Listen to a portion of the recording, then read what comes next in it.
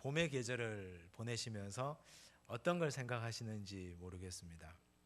봄이라고 하면 우리가 사시사철 봄, 여름, 가을, 겨울이 우리에게 있는데, 저는 이 봄의 계절을 보내면 항상 어린아이 같은, 그리고 우리 청소년들 같은 그런 느낌이 항상 봄에는 풍겨나는 것 같습니다. 아름다운 꽃이 있잖아요. 그리고 새싹이 파릇파릇 피어나고, 우리 어린 생명들, 또 꽃봉오리 같이 예쁜 어린 생명들, 또 우리 청소년들이 이렇게 활기차게 살아가는 모습이 꽃처럼 그렇게 보여지는 것 같습니다. 그런데 봄은 그런 꽃만 있는 건 아닙니다. 또 봄을 시샘하는 꽃샘추위도 있고, 봄의 불청객 황사도 있고, 또 갑자기 예상치 않았던 또 세찬 바람도 있습니다. 우리 어린 생명들이 항상 이 어린 시절을 자라가면서 질풍노도의 시기를 항상 겪게 되는데, 우리 어른들이 우리 어린이들과 청소년들을 위해서 봄같이 아름다워라, 그렇게 늘 기도해 주시고 도와주시면 좋겠습니다. 한 장군이 있는데, 그 장군이 전쟁에서 공을 크게 세웠다고 합시다. 그래서 그 장군이 이 모든 공은 내 것이다. 사실 전쟁에서 공을 세우면 모든 영광 그 공을 세운 장군이 다 받게 되어 있습니다. 훈장도 받고 칭송도 받고, 나중에 역사에 기록되어져서 후세의 이름이 계속 남겨지게 됩니다. 그런데 사실 그 장군 하나만 그 전쟁에서 영웅처럼 대접받는 건 온당하지 않아 보입니다. 왜냐하면 그 장군이 영광 받는 데는 그 이면에 수많은 무명의 병사들이 있었기 때문입니다. 수많은 병사들이 그 장군 한마디에 순종해서 자기 생명을 초계처럼 버리고 아끼지 아니하였기 때문에 그 전쟁에서 승리할 수 있었기 때문입니다. 장군이 빛나는 건 병사들 때문에 빛나는 겁니다. 세상에는 자신이 혼자 무언가를 이루어서 잘나서 잘 되는 건 결코 없습니다. 그래서 공자가 논어에서 말하기를 덕불고 필유린이라 이렇게 말했습니다. 즉, 이 말은 덕은 결코 외롭지 않다, 반드시 이웃을 필요로 하기 때문이다, 그렇게 말했습니다. 우리가 어떤 사람이 저 사람은 참 덕이 많다, 저 사람은 덕스럽다, 이렇게 얘기할 때 그 사람 혼자만 독야청청하기 때문에 그 사람이 덕이 많다, 절대 그렇게 얘기하지 않습니다. 덕이란 사람들에게 은혜를 베풀고 서로 교제를 나누고 친절함과 사랑과 긍휼을 베풀 때 주변 사람들이 그 사람을 덕스럽다 이렇게 칭찬해 주는 겁니다. 그래서 덕이라고 하는 건 항상 이웃을 필요로 하는 그런 관계적인 개념입니다. 뭐 덕만 이렇습니까? 전쟁에 있는 장군만 그렇습니까? 교회도 마찬가지입니다. 교회가 교회되는 건, 교회는 성도들을 통해서 교회가 더 아름다워지고 풍요로워지고 풍성해집니다. 국가는요? 국가는 국민들과 함께 있을 때 국가의 존재 가치가 있습니다. 이처럼 모든 것은 홀로 존재하는 건 절대 있을 수 없습니다. 다 관계망 속에 함께 연합하고 이루어져 가는 것이 우리 삶의 법칙들입니다. 우리가 이렇게 살아가는 이유는 하나님이 원래 그렇게 창조의 법칙 가운데 만들어 놓으셨기 때문입니다. 하나님이 세상을 창조하시고 사람을 만드실 때 하나님은 사람과 관계 맺기로 결단하셨습니다. 하나님은 하나님의 일을 하시면서 절대 혼자 하는 법이 없습니다. 혼자 하시면 편하실 텐데, 혼자 하시면 더 잘하실 텐데, 왜 나 같은 사람하고 우리 같은 인간하고 하나님이 함께 하셔서 저렇게 속상하실까?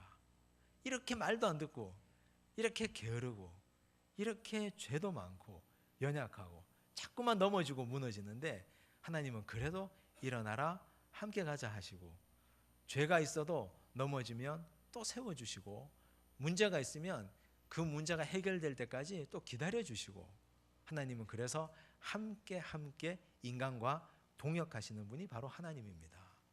그래서 세계 만물은 하나님의 동역을 본받아서 결코 혼자 움직이지 않고 다 관계적으로 움직이게 되어 있습니다. 하나님은 그래서 우리 인간과 동역하기를 원합니다. 이 동역이라고 하니까 거창한 것 같은데 교회를 뭐 몇 개를 건축하고 세우고 그런 의미의 동역이 아니고 수백 명 또 수십 명을 전도하는 의미의 동역이 아니라 내 인생 속에 내 삶 속에 하나님의 역사가 나타나는 것, 그게 하나님과의 동역입니다. 하나님은 우리 인생 속에 하나님이 개입하기를 원하십니다. 난 너의 인생 가운데 동역하고 싶다. 난 너의 인생 가운데 역사를 좀 일으키고 싶다. 하나님은 항상 그런 소원을 갖고 계십니다. 우리도 그런데 그렇지 않습니까? 하나님 이 무미건조한 내 인생 가운데 그냥 이렇게 흘러가는 인생 가운데 하나님이 찾아오셔서 역사를 좀 일으켜 주십시오. 소용돌이를 일으켜 주시고 뭔가 획기적인 일이 좀 벌어졌으면 좋겠습니다. 우리는 하나님께 그런 걸 요청합니다. 그런데 하나님도 우리 인생에 개입하기를 원하시고 우리도 하나님의 개입을 원하는데 왜 역사가 일어나지 않느냐? 왜 어떤 동역의 일이 일어나지 않느냐? 하나님에게 문제가 있거나 우리 인간에게 문제가 있거나 둘 중에 하나입니다. 그런데 하나님은 완전하시기 때문에 하나님에게는 문제가 없다고 보고 우리에게 문제가 있다. 우리가 하나님이 일하시기 위해서 최소한의 조건은 만들어 놓고 있어야 되지 않겠는가? 그래도 이 정도는 우리가 만들어 놓고 있어야 하나님이 일하시기 좋지 않겠는가? 오늘 이 본문은 그걸 말하고 있습니다. 이 본문의 배경은 엘리사 시대입니다. 엘리사는 북이스라엘의 유명한 선지자입니다. 북이스라엘의 위대하고 유명한 선지자가 두 명 있는데 그 하나가 엘리야, 두 번째가 엘리사입니다. 엘리야와 엘리사, 스승과 제자입니다. 스승과 제자인데 좀 차이가 있습니다. 엘리야는 혼자 일했습니다. 근데 엘리사는 일꾼을 세워서 함께 일합니다.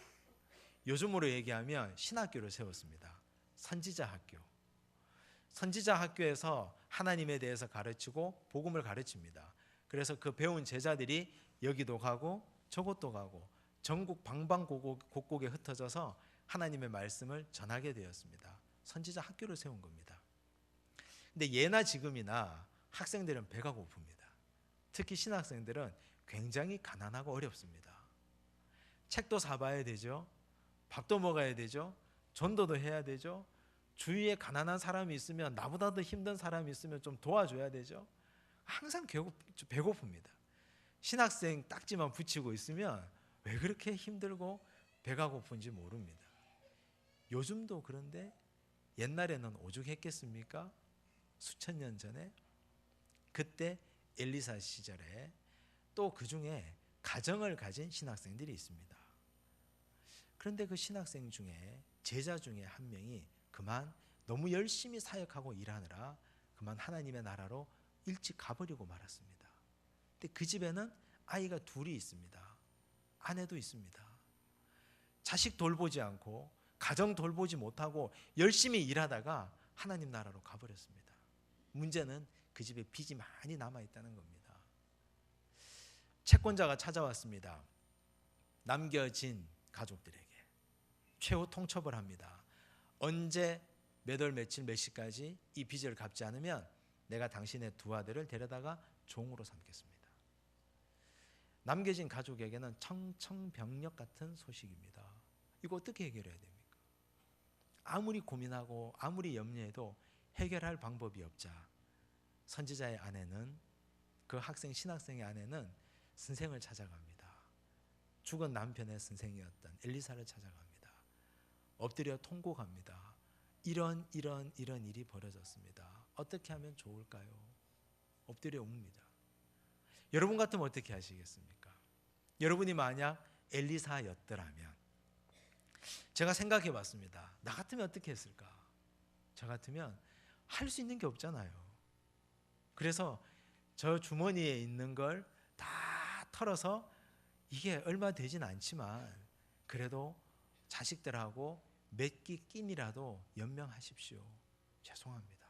그리고 손에다가 쥐어주고 뭐 기도해주고 보내는 수밖에 더 있겠습니까? 그런데 엘리사에게 하나님이 지혜를 주셨습니다. 근본적인 문제를 해결할 수 있는 지혜, 그 지혜를 주셨는데 하나님께서 엘리사를 통하여 질문하십니다. 2절 말씀입니다. 제가 읽겠습니다. 엘리사가 그에게 이르되 내가 너를 위하여 어떻게 하랴? 내 집에 무엇이 있는지 내게 말하라. 사실 이 질문은 굉장히 엉뚱하고 당황스러운 질문입니다. 내 집에 무엇이 있는지 내게 말하라. 있기는 뭐가 있습니까? 그 집에. 이제 자식이 종으로 팔려가기 직전인데 아마 이 여인이 이런 생각이 들었을 겁니다. 있기는 뭐가 있어요? 털어봐야 먼지밖에 없는데요. 뭐라도 있으면 제가 그거라도 먹고 죽고 싶습니다. 아무것도 없습니다. 아무것도 없다니까요. 그렇게 아마 말하고 싶었을 겁니다. 그런데 선지자는 이렇게 묻습니다. 네 집에 무엇이 있는지 내게 말하라. 가장 비참한 상황에서도, 아무것도 없는 상황에서도, 두 아이가 종으로 팔려가야 되는 일촉즉발의 위기 상황에서도 그럼에도 불구하고 하나님이 우리에게 물으시는 것은 너에게 무엇이 있느냐? 이 말은 감사할 조건을 찾으라는 얘기입니다. 감사할 조건을 찾아보라. 뭐가 남아있느냐? 너희 집에 다 털어서 아무것도 없고 이제는 굶어 죽기 직전인데 그래도 찾아보라. 무엇이 있느냐? 하나님은 우리에게 어떤 상황에서도 감사할 조건을 찾기를 원하십니다. 거기서부터 시작하는 겁니다. 거기서부터. 하나님, 찾아보니 이게 있네요. 아무것도 없다고 생각했는데 없습니다. 힘듭니다. 그래서 죽을 것 같습니다. 우리는 항상 그렇게 얘기합니다.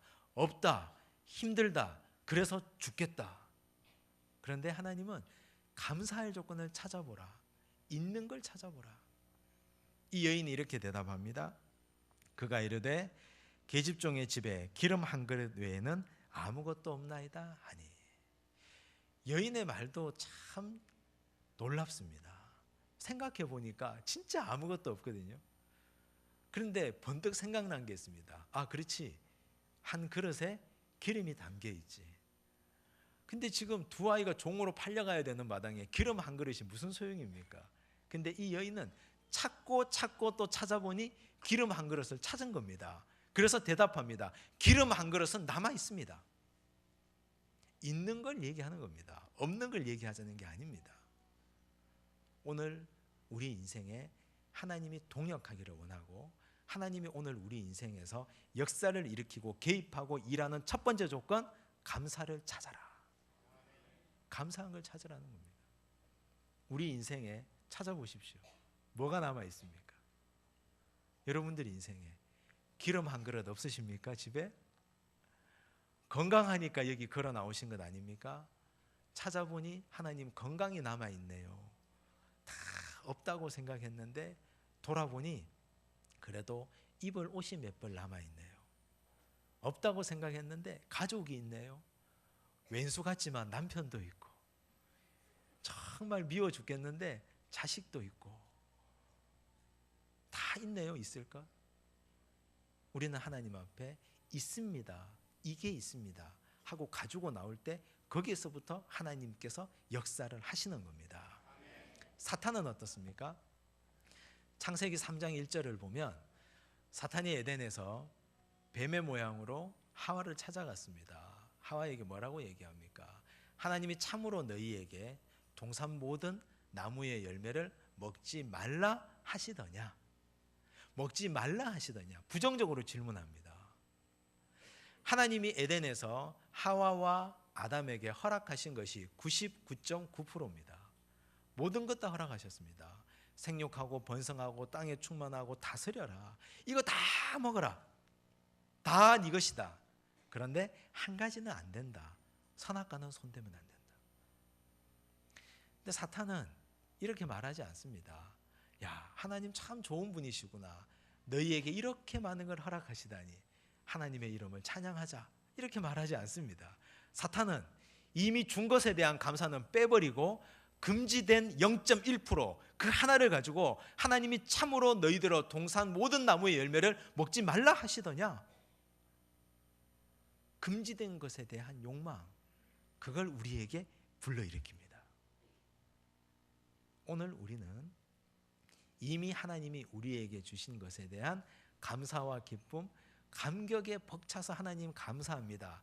이건 잊어버렸습니다. 없습니다. 나에게 주신 것은 그냥 원래 있는 것이고 부족한 것, 모자란 것, 없는 것 그것만 채우려고 자꾸만 달려갑니다. 1%의 부족함을 채우려고 그것 채우려고 달려갑니다. 생각해 보십시오. 우리 인생이 완벽하게 100% 채움받은 인생이 어디에 있는지. 젊은 시절 건강이 있습니다. 패기가 있고 혈기가 있습니다. 무엇이든지 노력하면 될 것 같은 가능성이 있습니다. 그런데 돈이 없습니다. 나이가 들어서 물질이 채웁니다. 물질이 채워졌습니다. 어느 정도 이제는 좀 먹고 살만하네 한데 건강이 없습니다. 눈이 침침합니다. 어디 좀 다니고 싶은데 허리가 아파서 다닐 수도 없습니다. 건강관리를 잘해서 물질도 채워지고 건강도 있습니다. 그런데 다 떠나고 자식들 시집장가가고 다 주변 사람 떠나고 외롭기 그지없습니다. 우리 인생이 80평생 90평생 혹 100세까지 살면서 완벽하게 100% 만족한 인생을 우리가 하루라도 살아본 적이 있던가요? 없습니다. 그런데 우리는 이미 주어진 것에 대한 감사, 하나님 감사합니다. 돌아보니 감격스럽습니다. 이거 없는 거 이건 별로 불편하지 않습니다. 그런데 있으니 감사하고 주셔서 고맙고 하나님 얼마나 감사한지 모르겠습니다. 이 감사의 고백이 있는 그 자리에 하나님께서 불을 내려주시고 역사하신다는 겁니다. 이게 하나님의 뜻이라 그랬습니다.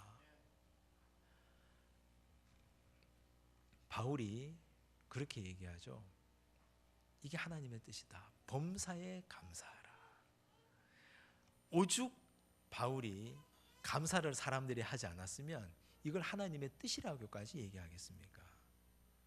범사에 감사하는 것이 우리를 향하신 하나님의 뜻입니다. 감사하시기 바랍니다. 있는 것을 갖고 나와서 감사하셔야 됩니다. 첫 번째 시험, 이 여인이 통과했습니다. 이제 하나님이 나는 이제 너와 일해도 되겠다. 내가 너의 삶에 깊숙이 개입할 수 있겠다. 첫 번째 관문이 통과됐습니다. 두 번째입니다. 3절입니다. 함께 읽겠습니다. 이르되 너는 밖에 나가서 모든 이웃에게 그릇을 빌리라. 빈 그릇을 빌리되 조금 빌리지 말고. 뭐가 있을 것 같지 않으세요? 빈 그릇을 빌리되 조금 빌리지 말고. 그리고 바로 4절이 나옵니다. 너는 내 두 아들과 함께 들어가서. 생략된 게 있습니다. 빈 그릇을 빌리되 조금 빌리지 말고, 그리고 점점점 괄호 생략이 됐습니다. 하나님은 이 점점점 괄호를 열어놓으시고 믿음의 여백을 우리에게 주셨습니다. 빈 그릇을 좀 빌려라. 그런데 조금 빌리지 말고. 어떻게 하시겠습니까? 얼마를 빌리겠습니까? 얼마요? 많이요? 얼만큼 많이요? 예? 하늘만큼 땅만큼이요? 얼만큼 많이 빌리시겠습니까? 이게 우리 믿음의 분량입니다. 하나님은 우리에게 빈 그릇을 빌리되 조금 빌리지 말고, 그리고 요만큼 열어놓으시는데 사람 따라 그 분량을 채워가는 사람이 다 다릅니다. 여인이 이 얘기를 들었는데 얼토당토 않다고 생각했으면 그릇을 빌려가지고 너희 집에 있는 기름 한 그릇을 그 그릇에 옮겨 담아라. 그러면 한 그릇에 또 한 그릇 옮겨 담으면 끝인데 이게 뭐 하자고 그릇을 빌리라고 하느냐? 말도 안 되는 짓을 나한테 시키는구나. 못하겠다. 안 하면 끝입니다. 역사는 일어나지 않습니다. 그런데 선지자가 내 죽은 남편의 선생이니 그래도 아는 안면에 그릇 빌리는 척이라도 하자. 옆집 뒷집 가서 한 10개씩만 줘봐요. 20그릇 정도 빌려와서 그걸 부었습니다. 그거 가지고 어떻게 빚 갚고 살겠습니까? 그런데 믿음이 가득 차서 하라고 하니 최선 다해서 해보자. 내가 밤이 맞도록 한번 그릇을 빌려보자. 두 아들들아, 우리가 이거라도 붙잡아야 되지 않겠냐, 해보자. 그래서 우리 동네에 있는 그릇은 다 끌어오고 옆 동네까지 가서 그릇을 다 빌려오고 저 산 너머 동네까지 가서 그릇 다 빌려오고 그래서 가득 채웠습니다. 아마 그렇게 한 것 같아요. 그러니까 기름이 가득 차고 또 가득 차서 그거 팔아서 빚 다 갚고 자식들 종으로 팔지 않아도 되고 또 남아서 그거 가지고 생활비에 보태 쓰지 않았겠습니까? 오늘 하나님은 우리에게 믿음의 빈 공간, 여백을 우리에게 주십니다. 누구에게 채우라고요? 네가 채워라. 네가 채워라. 그릇을 빌려오는 건 내 몫입니다. 그릇을 가져와야 되는 건 내가 가져오는 겁니다. 그릇도 준비하지 않아 놓고 하나님 기름 부어 주십시오. 어디에다 부으라는 얘기입니까? 학생들이 최선 다해서 공부하지 않고 지혜 주십시오. 그릇을 엎어놓고 어떻게 하나님이 지혜를 주겠습니까? 열심히 일하지 않고 열심히 노력하지 않고 하나님 축복 주십시오. 야, 그릇부터 뒤집어 놔라. 그릇을 좀 가져와라. 그리고 이야기해라. 그렇게 말씀하시는 하나님이십니다. 우리는 최선 다한 순종이 하나님이 일하시는 최소의 자격, 최소의 조건입니다. 여호와 이레의 사건을 잘 아실 겁니다. 창세기 22장에 나오는 놀라운 사건입니다. 여호와 이레가 무슨 뜻입니까? 여호와의 산에서 준비되리라. 사람들은 이걸 오해합니다. 가만히 있으면, 뒷짐지고 이렇게 가만히 있으면 하나님이 그냥 알아서 다 하신다. 천만의 말씀입니다. 아브라함이 이삭을 바치라는 하나님의 말씀을 듣고 밤새도록 고민하며 기도했죠. 근데 만약 밤새도록 고민하다가 하나님, 저는 내 자식 절대 못 바칩니다. 그리고 길을 떠나지 않았더라면 여호와의 산에서 그 양이 준비되는 역사는 일어나지 않습니다. 길을 떠났다고 합시다. 사흘 길을 가는 동안 마음이 바뀌어서 나는 도저히 못하겠습니다. 되돌아갔다면 여호와 이레는 성경에 기록되지 않습니다. 산에 올라갔습니다. 올라가는 길에 아들이 묻습니다. 아버지, 번제단에 쓸 나무는 여기 있는데 번제할 어린 양은 어디에 있습니까? 그 말에 마음이 짠해져서 다시 데리고 내려왔으면 여호와 이레는 불가능했습니다. 그거 다 극복하고 최선 다한 믿음의 여백의 순종을 이루어냈을 때, 그 아들을 하나님의 번제단에 묶어놓고 드리라고 했을 때 하나님이 급해서 묻습니다. 아브라함아, 아브라함아, 절대 안 된다. 아이의 몸에 손대지 마라. 그리고 하나님이 뒤를 보라 하시니 수풀에 걸린 어린 양이 거기에 매여 있습니다. 여호와 이레, 최선 다한 순종, 내 애간장을 끊어내는 그 순종이 있을 때 여호와 이레의 축복이 우리에 주어지는 법입니다. 오늘 우리 인생에 하나님이 일하시기를 원합니다. 하나님이 제발 나 너와 함께 일하고 싶다. 하나님이 원하시는 것 감사입니다. 감사를 잃지 마십시오. 아무리 없을 때에도 하나님이 이미 주신 것 붙들고 감사합니다. 하나님 고맙습니다. 감사하는 인생 되시기 바랍니다. 또한 하나님이 일하실 수 있도록 그릇을 많이 가져다가 하나님 앞에 내어놓을 수 있기를 바랍니다. 그러면 거기에 하나님이 기름 부으셔서 놀라운 축복을 우리에게 허락해 주시리라 믿습니다. 기도하겠습니다. 하나님 감사합니다. 홀로 일하시지 않으시고 부족한 우리 인간과 함께 일하고 동역하기를 원하시는 하나님 아버지, 우리의 인생에 하나님 많이 주신 것, 이미 주신 것에 대해서 우리가 감사하는 인생 되게 하여 주시옵소서. 감사를 잃어버리는 불충한 종들 되지 않게 하여 주시고, 이미 주신 것에 대해서 주님, 내 인생에 생각해보고 돌아보니 건강도 주셨고 물질도 주셨고 가족도 주셨고 교회도 주셨고 이 삼천리 반도 금수강산도 주셨습니다. 하나님 감사합니다. 감사하는 인생 살게 하여 주시옵소서. 또한 하나님 앞에 우리의 빈 그릇을 많이 준비해서 하나님 기름 부으실 때 마음껏 부으시도록 우리가 최선 다하여 믿음의 여백을 채워가게 하여 주시옵소서. 모든 말씀 예수님 이름으로 기도드리옵나이다. 아멘.